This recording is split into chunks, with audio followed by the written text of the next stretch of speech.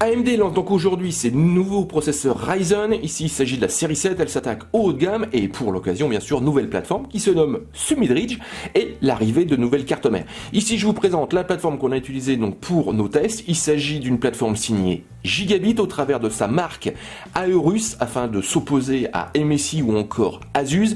Et ici, le modèle présenté, il s'agit de l'AX370 Gaming 5. Comme on va le voir, c'est une carte mère orientée joueur, mais également amateur de bidouille puisqu'il y a pas mal de choses au niveau overclocking. Cette AX370 Gaming 5 est donc une solution signée Gigabit, c'est une carte mère bien sûr au format ATX, elle propose la plateforme Summit Ridge pour exploiter donc les derniers processeurs de chez AMD, donc les processeurs Ryzen. Donc la solution que j'ai entre les mains est le Ryzen 7 1700X, tandis que la plateforme est équipée, elle, donc du Ryzen 7 1800X, donc la vitrine technologique. On retrouve également un ventirad Noctua. Donc là, je détaillerai tout ça au niveau du test, puisque cette plateforme nous a été le support donc des différentes évaluations de performance de cette nouvelle vitrine technologique de chez AMD.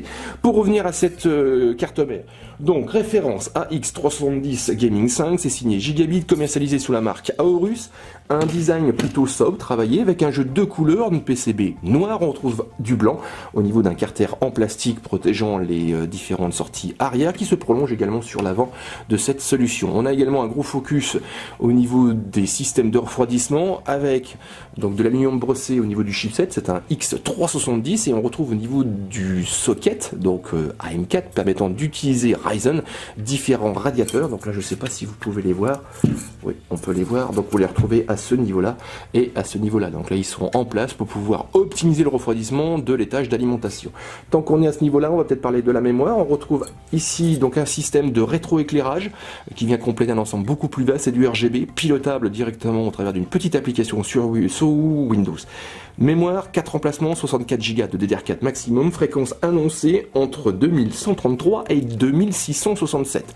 On retrouve plusieurs entêtes USB au niveau du PCB. On a également plusieurs solutions en 3 pins pour tout ce qui va être pilotage du refroidissement de son boîtier. Côté stockage, ça se situe également à l'arrière. Donc on va essayer de voir ça, c'est ici. Voilà, donc là on va retrouver tout un panel de ports SATA en 6 Gigabits, 8 au total. On retrouve également du SATA Express, tandis qu'au niveau port USB, alors là il y a beaucoup de choses à dire. On a l'USB type C en génération 2, on a le l'USB 3.1 Gen 2 en type A, 2 ports USB 3.1 en Gen 2, on a 6 ports USB 3.1 en 2.0, on a également du 4 ports en USB 2.0 et on retrouve 4 ports en USB 3.1. Pas mal de choses, hein.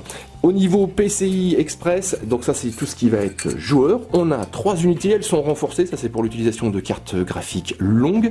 On a une compatibilité SLI Crossfire, le premier est câblé en X16. Si vous utilisez les deux premiers, ici on sera en X8, X8, tandis que le dernier est câblé en X4. On retrouve également à ce niveau-là 3 PCI Express en 1X. Et à ce niveau-là, vous avez peut-être remarqué, on retrouve également, donc ça c'est pour la partie stockage, un port M2.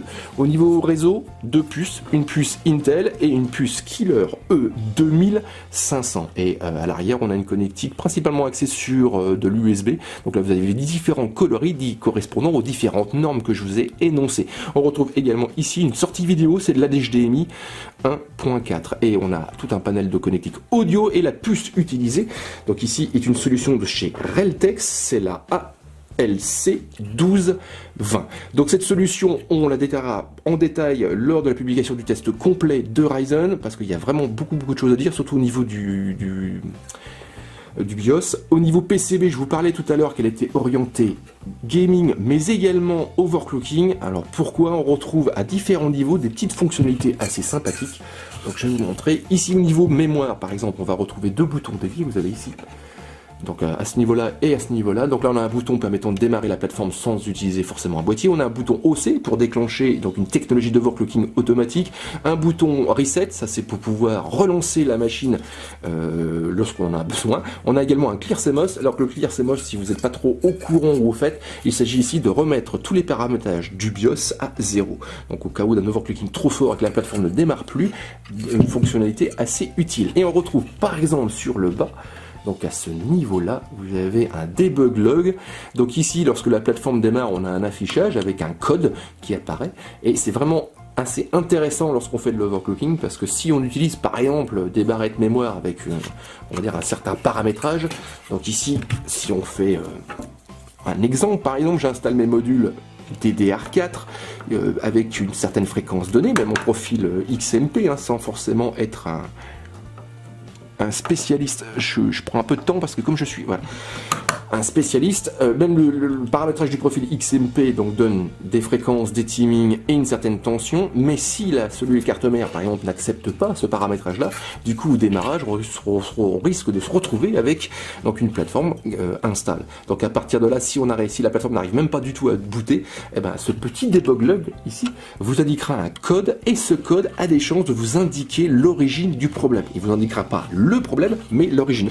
Donc ici il y aura peut-être marqué défaillance mémoire. Dans ce cas là, ça aide à résoudre un souci lorsque la plateforme ne démarre plus. Donc là, il s'agissait donc d'une présentation de cette solution, donc de cette carte mère gigabit commercialisée sous la marque Aorus. Elle se nomme l'AX370 Gaming 5. Il s'agit de la plateforme Submidridge pour exploiter donc les derniers bébés Ryzen, en particulier la vitrine technologique, donc le Ryzen 7 1800X.